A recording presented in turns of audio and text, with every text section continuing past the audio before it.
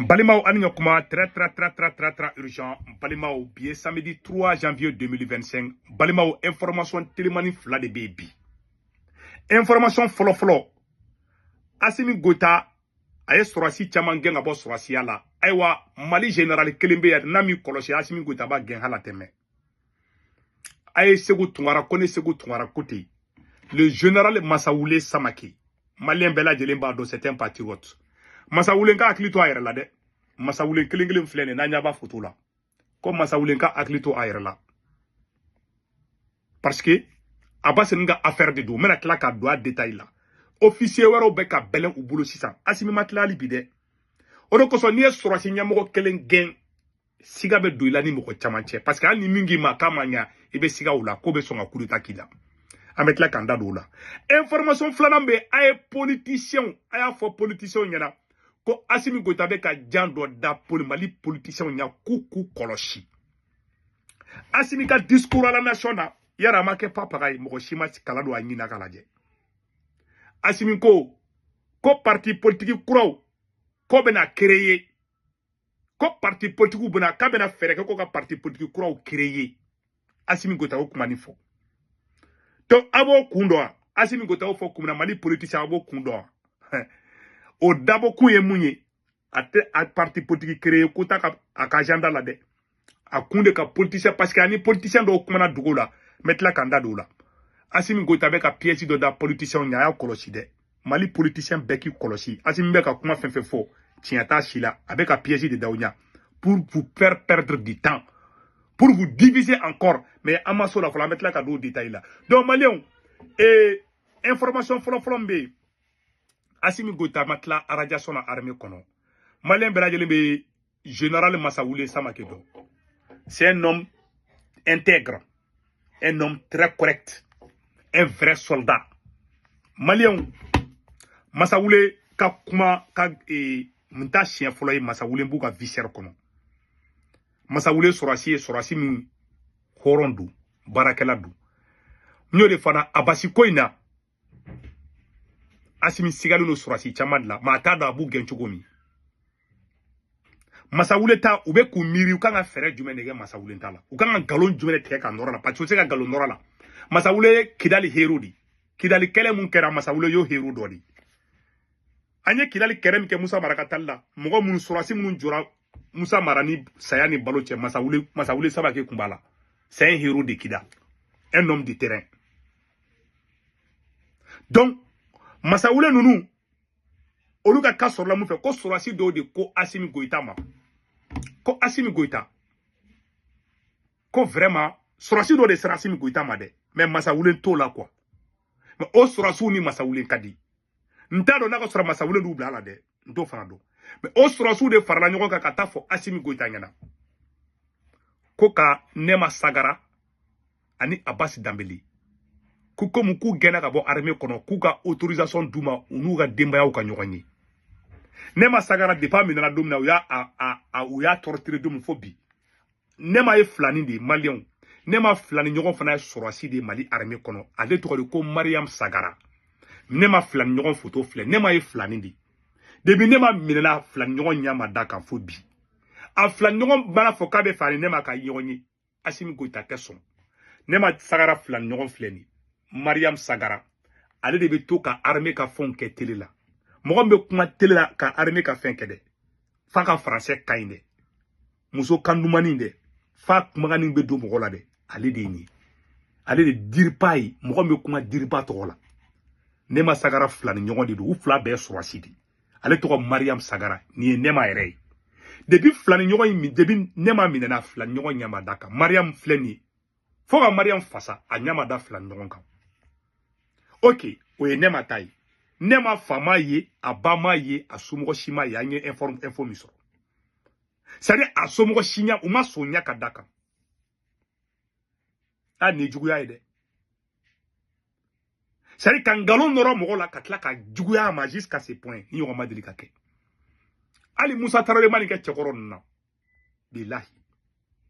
Moussa Traoré mogo mine o somo ko kumetu laje. Akeni ma do to a do bobarla. Mama sonka stratégie oni mogo che. Na Asimi fle ka neke. Bon Abasi fleni. Abasi deme Mali sorasiya la. Abasi den dobe oye Mali sorasi do. Abasi deme ka Mali défend bi. Abasi ke oye galon noro Abasi muna de. Abasi den obe ka Mali défend bi. Abasi den sorasi di. Abasi dogonu do ye sorasi. Abasi koroke do ye sorasi. Abasi somogo chama ye sorasi di. Abasi wolola sorasi du de kono. Abasi teri sorasi be. E o mine. E bi se ka lafiya. Maliya ta ka da nyakoro. Ni waraba den dun ite sinogo. Asimi te lafiya. Parce que amagara arme mogo klo gelon de la wate da sorasi sira bli. Hani sorasi mingo asimi ngo itama ko bonsoir. Abe siga tigila. Ibita ke mineli lisan. Parce que ale mogo munu mine bi ku toko tienga ngalo noro la ka soro prevu tabulu u somogo be arme fambe.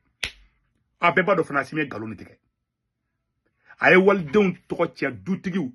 Abas na muso ma nyonyi. Ana deun ma nyonyi. Anyama da den shikan. Aminele mubulu kasolai. Et puis ngalo fana kande. Doka po ka prevu kelengira ko abasi. Ka kume fe ka kureta ka asimina. Ou shi ou ka video mani shit se ka bonai. Ou sakalama de bo asiminko. Hal na asimiko kane ala nyoron kare kuna. Ibe fali nunu bole ube kule la ba foko tien do ka asimi walu judi. Nou ma fe ka fuma punya mo de. Na asimiko kale ne ala be kuma bubu mabel bobo kale yere de a témoigner abafo. Na asimiko ita koko ko fe ko bakoron konomadu. Bubu mabel bobo kono ka jigira sakamuso na. Abafo. Parce que horonya tei. Voilà. Malion ni mali ka joni ngalo le kan. Awa officier chaman be asimi bena officier chaman mako sa tlefla na ntendo wa olade. Aben geni ma ban folo de, geni ma ban halibi. Ou be belen la ou te ka solution le soro do ta la folo. O da to ameka kon ka boka kuma. Sinon masa wule samake ubuka vizier la. Officier wero be defasi konana. Ube kulu fana belen ubulu soro chogomi. Bon, ale nya gwalembe nini la. Ale tseka jamana libéré parce qu'ale be yere nini clair la. Ibaro boluni bobara chien te sekape.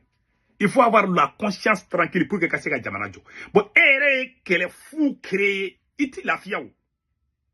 Assimi n'a pas l'esprit tranquille. Parce que nies sama denta. Nies sama denta dongo do iti la fia. Ibe manga mi no fe kumabe. Amagara maga balu de la. Awa aka fanga bi bin abe boni nkoni de la ne da foyana aya seba kwada. Parce que meneli tena jo. Nin korana cha asimite meneli jo san. Ne da sebe. Ngin kala al korana asimite na meneli jo de. Parce que ni magara wara dena. Non ibisi ibe ma ikeni be manga ngeni me. Ba abe siga o siga ni abe to de la maintenant. Là-bas il faut abeta ere soro abeta kungulu do atobi daga kono ateka kungulu bo daga min kono. Aba kungulu do atobi daga kono ka shishi kuma mina.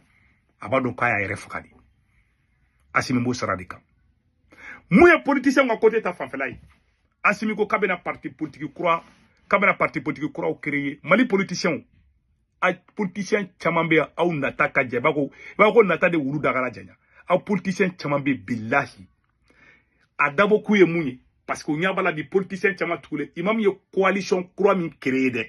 Imam diko ye coalition croix mi créer ko parti politique ou beka ko an beka faka nyon gade. Ou va fosa koubena na élection de kessan. Asimi be politicien tano ou abe fait ka ou tadi no kumadi. Na ou natanin bonyasan abe na parti bourgeois croix créé comme ça ebe sran eba fo non na nyan opposé asimila abise kanga parti suspend aba fo ko non krete ke e ka parti anta accepter ni politicien fait que idangadi. Ni politicien na au demeura janfanti de la billahi na nyaw fefe gelu wale na jina ambo haramu halo tiki to ko te fo malisikila parce que politicien do dona jina déjà asimi ni politicien do be nyon kala ma jela nya to ko men te fe ko do to ko fo a politicien do be problème kono de anya do to ko me de ko politicien do be ku sona a politicien do be kaso la ku sona de ku be ni ngason ni mun sona be anti yafima ala ka kaso bon biga ni mo ko mi janfake bila anti ya fotikima aya kuma me de aya kuma me mais ce qui est vrai asimi me kaula dormidi maka tien de fana avec ka unegende avec ka coalition min keni imam digo ko coalition chi adaboro de kama a b'a fɔ k'a bɛ élection kɛ sa aw nata bɛ bonya a b'a fɔ ko bon an k'an calmer a bɛ na élection kɛ